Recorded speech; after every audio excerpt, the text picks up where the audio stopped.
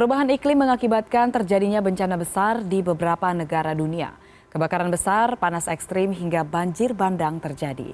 Dibutuhkan upaya untuk mengatasinya. Dan koresponden CNN Indonesia Rully Kurniawan akan membahas bagaimana upaya mengurangi dampak perubahan iklim ini bersama utusan khusus Presiden Amerika Serikat untuk iklim, United States Presidential Envoy For Climate, John Kerry. Lingkungan dan dampak perubahan iklim menjadi semakin mengkhawatirkan. Dibutuhkan solusi global agar persoalan ini tidak semakin berat. Dan untuk itu saya akan membahasnya bersama United States Presidential Envoy For Climate, John Kerry.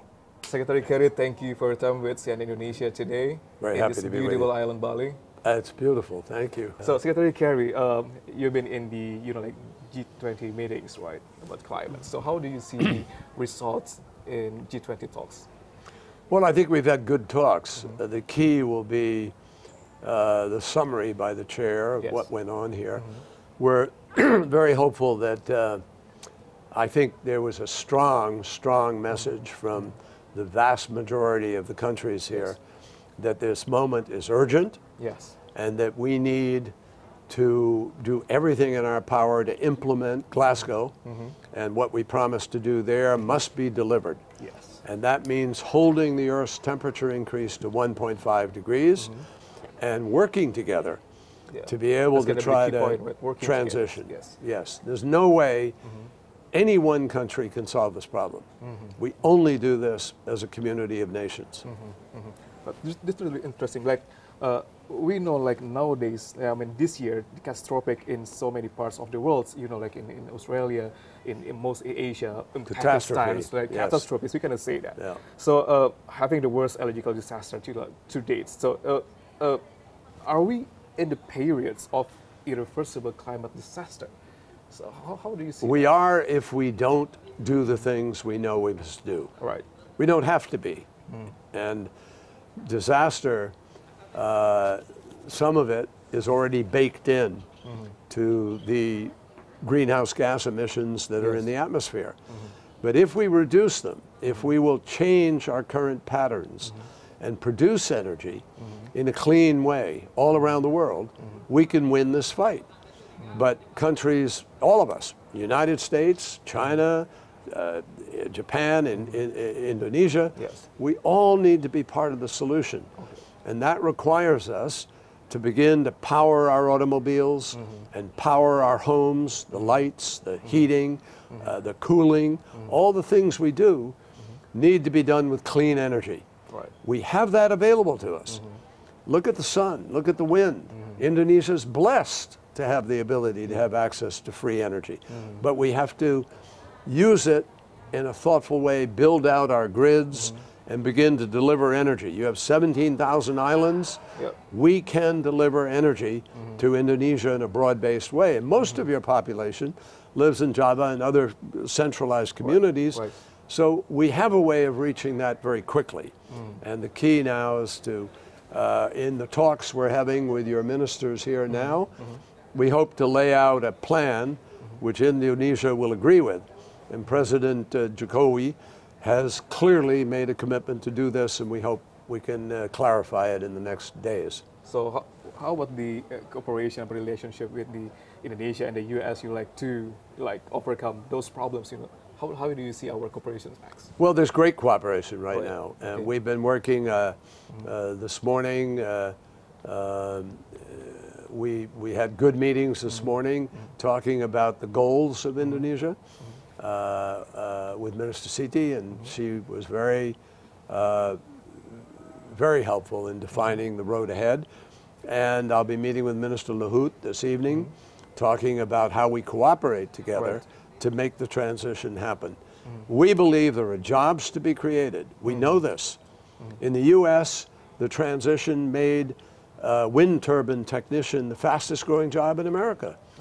And the third fastest growing job was solar panel installer. So there are jobs here. There's all kinds of work for people who do technical work, people who design, people who build, people who build the materials that we will use to have the grid. This is an exciting future, not something to fear. And we have the ability to make this transition working together. We will help bring technology and finance to the table. But Indonesia needs to help bring clarity in the regulations and the ability to be able to move very rapidly through the decisions your government makes about the balance that it wants between this, the solar and the wind. Yes. And we have to move away from fossil fuel. Right. Unmitigated. Unmitigated means you're not reducing the emissions. Right. You must reduce emissions if you're going to use fossil fuel. Yeah, that's the key point, right? So we're talking about the finance. You said before about the finance. In March this year, you said that rich countries can finally meet their pledge to provide 100 billion annually to help poor nations cope with the climate change beginning year 2022, and will definitely reach the amount in 2023. So how's the pledge going right now? We're raising our budget. President Biden has quadrupled our budget. First he doubled it, then he doubled the doubling, so that our commitment is now 11.4 billion towards the 100 billion. We're building that this year in the budget, and next year for the budget we will have the full amount that we promised, and we will, I know, achieve the 100 billion. But we have the ability to be able to bring some very big investors to the table who are prepared to put trillions of dollars into new electricity, new power, new automobiles, and so forth. But we need countries that are prepared to work with us to help make that happen. And Indonesia has indicated it is clearly ready to do that. Your ministers are committed, I think, to make this transition. We are committed to bring the key players to the table, and together we think we can find an agreement that will help Indonesia be able to make this transition in the right way. Well, yeah, it's really big deals, and hopefully that the result G20 climate talks will be, it's easy to implement in other countries, right? So what you said before is going to be into reality, right? Yeah. Yeah. Well, I mean, this is going to create a new reality. Yes. But everybody should take note, as I think they are. I believe they are. Of the damages that are being done all around the world. Rapid melting of the Arctic, rapid melting of the Antarctic, fires breaking out where they didn't before, huge forests being destroyed, major flooding in some places, and major drought, and heat and extreme of everything. All of these extremes are now being lived by people all around the world, and it's coming from human activity, which we can control.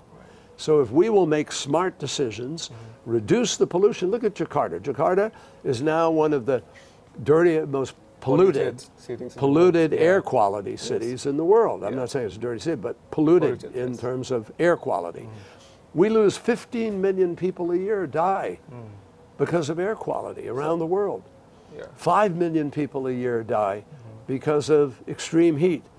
So if we pull ourselves together and do what God gave us the ability to do, which is think, and use our ability to be able to reason and do reasonable things, we can win this battle. But we have to move faster. We have to honor greater urgency. And that's what Mother Nature is telling us all around the world. Hey guys, I'm upset. You guys better get to work, do something, and that's what we're trying to do. Thank you. Thank you, Secretary. Thank you very much for your time. Thank you. Thank you. Thank you very much. Okay. Thank you, guys.